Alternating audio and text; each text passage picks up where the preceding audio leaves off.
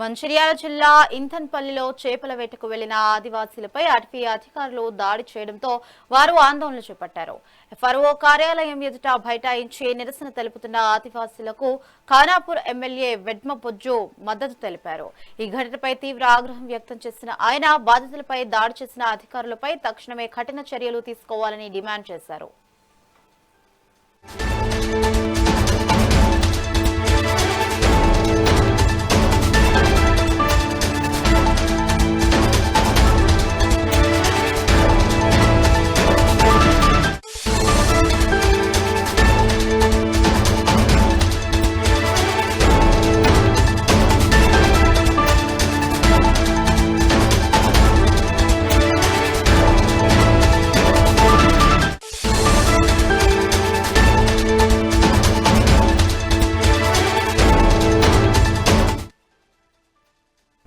మంచిర్యాల జిల్లా ఇంథన్పల్లిలో చేపల వేటకు వెళ్లిన ఆదివాసీలపై అటవీ అధికారులు దాడి చేయడంతో వారు ఆందోళన చేపట్టారు.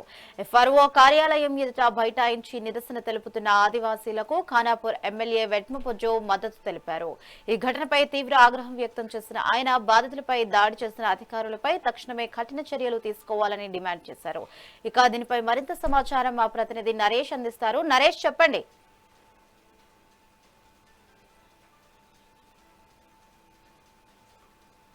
తీవ్ర ఉద్రిక్తతకు దారితీసింది. గిరిజన యువకుల ఘటన అర్ధరాత్రి వరకు కొనసాగింది. అడవిలో చేపల వేటకు వెళ్లినటువంటి 6 గిరిజన యువకులను అటవీ అధికారులు అదుపులోకి తీసుకుని దాడి చేశారన్నటువంటి ఆరోపణలతోటి గ్రామస్తులు అటవీ కార్యాలయాన్ని ముట్టడించడంతో పాటు ఇటు నిర్మల్ మంచిర్యాల ప్రధాన జాతీయ రహదారిపై కూడా బైఠాయించి నిరసన చేపట్టారు. ఈ ఆందోళనకు ఖానాపూర్ ఎమ్మెల్యే వెడ్మ బొజ్జు కూడా మద్దతు తెలపడంతో పరిస్థితి మరింత ఉద్రిక్తంగా మారింది. చివరకు అదుపులో ఉన్నటువంటి యువకులను విడుదల చేయడంతో పాటు సంబంధిత అటవీ శాఖ అధికారిపై చర్యలు తీసుకుంటామని చెప్పేసి ఉన్నతాధికారులు హామీ ఇవ్వడంతో గ్రామస్తులు అర్ధరాత్రి ఆందోళన విరమించారు. ప్రస్తుతం ఇంధనపల్లి వద్ద పరిస్థితి ప్రశాంతంగానే ఉంది. అయితే నిన్న జరిగినటువంటి ఈ ఘటన నేపథ్యంలో ఇటు ఇంధనపల్లి సమీపంలో ఉన్నటువంటి అటవీలో వాగులో చేపల వేటకు వెళ్లినటువంటి నాయకపూడ గ్రామానికి చెందినటువంటి 6 గిరిజన యువకులను ఇంధనపల్లి అటవీ శాఖ అధికారులు అడ్డుకొని వారిలో 5గురిని అదుపులోకి తీసుకున్నారు. ఈ సందర్భంగా ఎఫ్ఆర్ఓ ఏదైతే గిరిజన యువకులపై లాఠీతో దాడి చేశారనేటువంటి వీడియోలు కూడా ఇటు సోషల్ మీడియాలో వైరల్ గా మారాయి. ఈ ఘటనలో ఒక యువకుడు అక్కడి నుంచి తప్పించుకొని ఎఫ్ఆర్ఓ యువకులను కొడుతున్నటువంటి దృశ్యాలను వీడియో మొబైల్ ద్వారా చిత్రీకరించాడు. అనంతరం గ్రామానికి చేరుకొని జరిగిన విషయాన్ని గ్రామస్తులకు వివరించడంతో పాటు ఆగ్రహానికి గురైనటువంటి గ్రామస్తులు పెద్ద సంఖ్యలో ఇంధనపల్లి అటవీ శాఖ కార్యాలయానికి చేరుకొని ముట్టడించారు. నిర్మల్ మంచిర్యాల జాతీయ రహదారిపై కూడా బైఠాయించి నిరసన చేపట్టారు. సుమారు 3 గంటల పాటు నిరసన వ్యక్తం చేశారు. అయితే సమాచారం అందుకున్నటువంటి ఖానాపూర్ ఎమ్మెల్యే వెడ్మ బొజ్జు ఘటనా స్థలానికి చేరుకొని ఈ ఆందోళన కూడా మద్దతు ప్రకటించారు. అటవీ అధికారుల దౌర్జన్యాలకు రోజు రోజుకు పెరుగుతున్నాయని ఆరోపిస్తూ యువకులపై దాడి చేసినటువంటి ఎఫ్ఆర్ఓపై వెంటనే చర్యలు తీసుకోవాలని చెప్పేసి ఆయన డిమాండ్ చేశారు. అయితే ఉన్నతాధికారులతో కూడా ఫోన్ లో మాట్లాడి ఖచ్చితంగా చర్యలు తీసుకోవాలని చెప్పేసి డిమాండ్ చేయడంతో గ్రామస్తులు కూడా అదుపులోకి తీసుకున్నటువంటి యువకులను కూడా వెంటనే విడుదల చేయాలని, తమ పిల్లలను కొట్టినటువంటి అధికారిపై కఠిన చర్యలు తీసుకోవాలని చెప్పేసి పట్టుబట్టడంతో అధికారులు, గ్రామ పెద్దలు, ఇటు ప్రజాప్రతినిధులతో చర్చలు కూడా జరిపారు. చివరకు అదుపులోకి తీసుకున్నటువంటి 5 యువకులను విడుదల చేయడంతో పాటు ఇటు ఘటనపై విచారణ నిర్వహించి సంబంధిత అటవీ శాఖ అధికారిపై తగిన చర్యలు తీసుకుంటామని చెప్పేసి అధికారులు కూడా హామీ ఇవ్వడంతో గ్రామస్తులు అర్ధరాత్రి సమయంలో ఆందోళన విరమించారు. ప్రస్తుతం అయితే ఇంధనపల్లి వద్ద పరిస్థితి అదుపులో ఉంది. పోలీసులు, ఇటు అటవీ శాఖ అధికారులు కూడా అప్రమత్తంగా ఉన్నారు. అయితే ఘటనపై ఉన్నతాధికారులు తదుపరి ఏ చర్యలు తీసుకుంటారనేటువంటి దానిపై కూడా స్థానికంగా ఆసక్తి నెలకొంది. బాన్మతి. Thank you Naresh.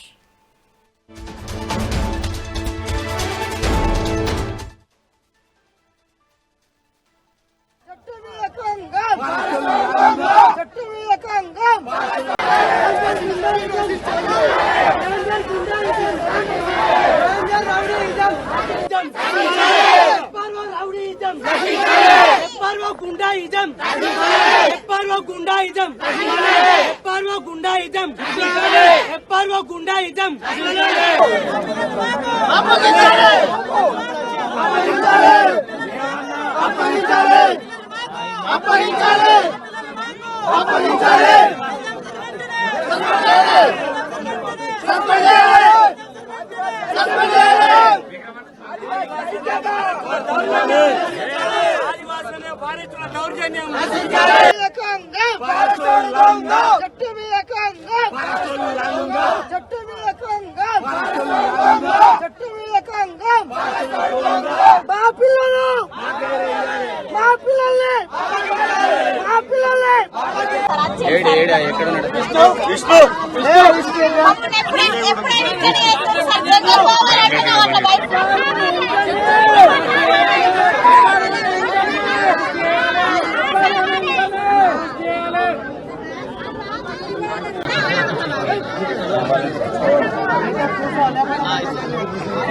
లక్ష్మీనారాయణ రావాలి నాకు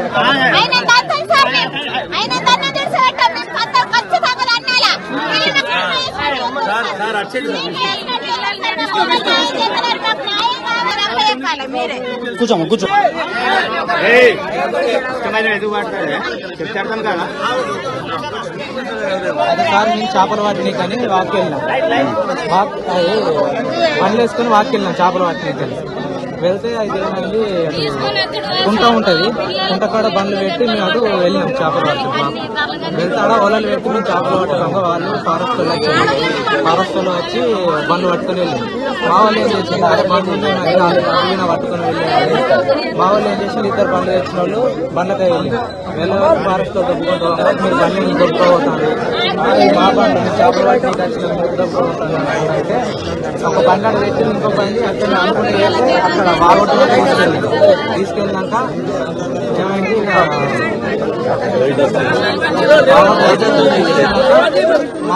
నేను ఎందుకు వెళ్ళా అరే విష్ణు రారా రారా మధ్యలో నాకు తెలియదు స్టోరీ సార్ అయితే ఒక అబ్బాయి బాగా దండినాక దెబ్బలు భరించలేక తప్పించుకొని వీడియోలు తీస్తే ఆయన కూడా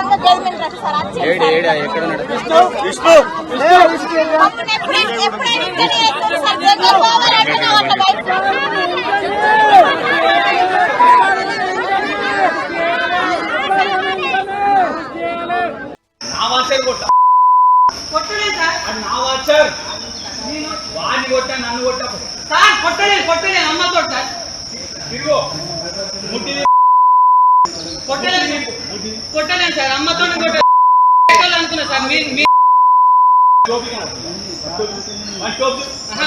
రాలేదు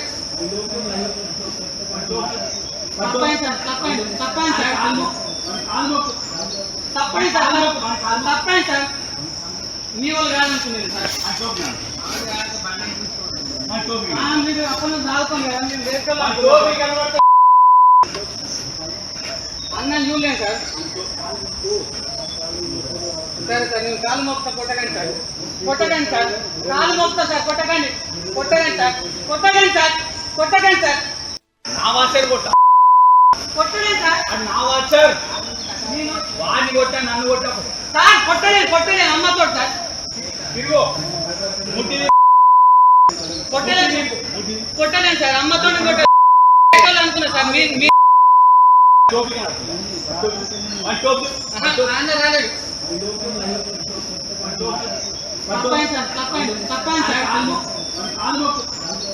రాలేదు తప్పండి సార్ మీ వాళ్ళు కాదనుకునేది సార్ మీరు అప్పుడు దాల్తాం కదా అన్న చూడలేను సార్ సరే సార్ నేను కాలు మోపుతా కొట్టకండి సార్ కాలు మోపుతా సార్ కొట్టకండి సార్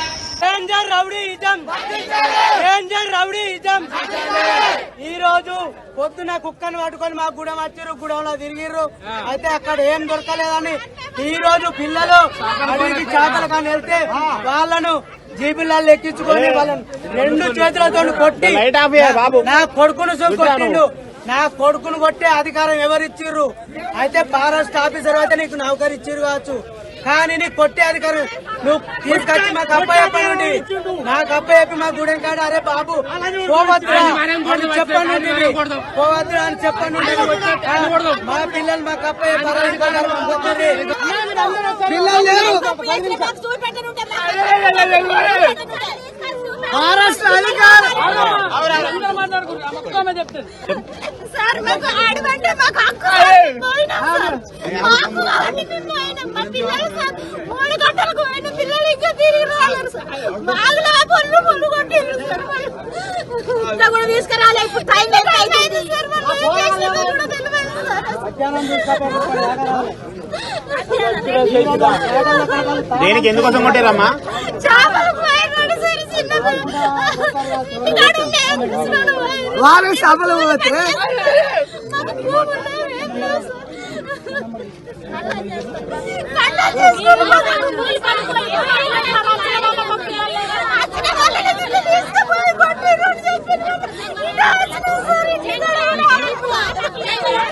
సరే మమ్మీ డిమాండ్ ఏంది ఇప్పుడు? మా పిల్లలు మాకు కావాలి.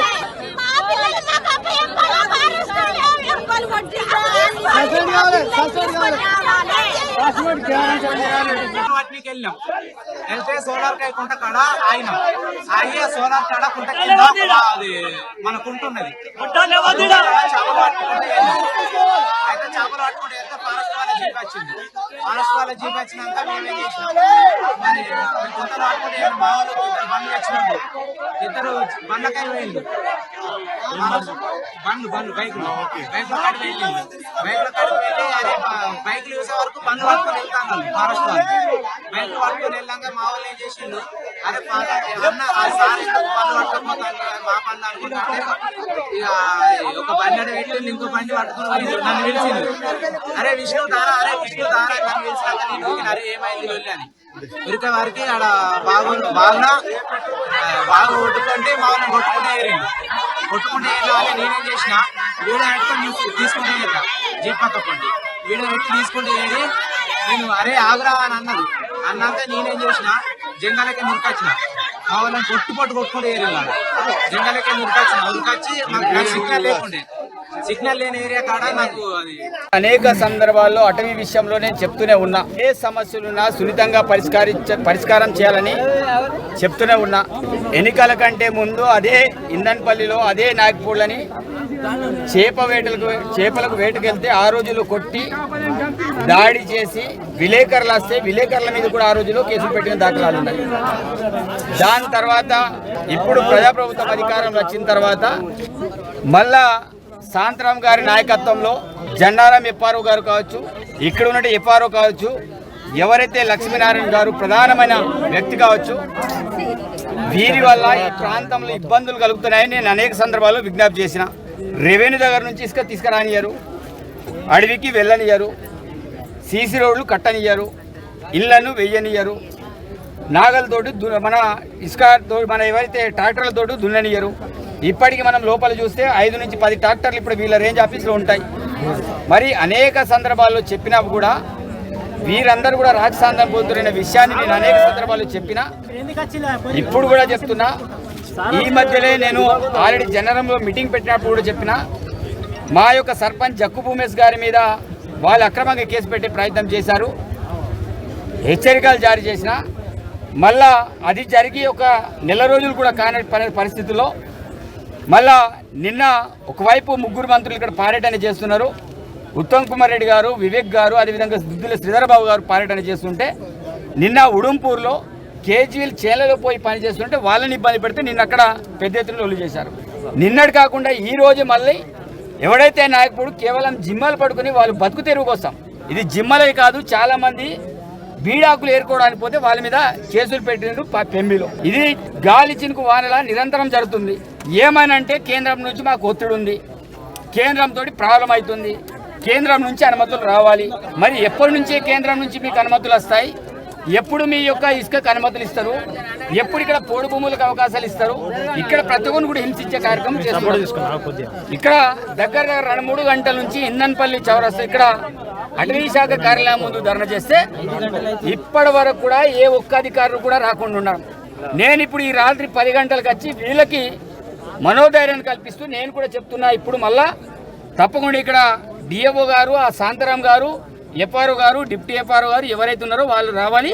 అదేవిధంగా ఎవరైతే మీరు తీసుకెళ్లి అడవిలో తిప్పుతున్నారో వాళ్ళని ఇక్కడ వదలాలి.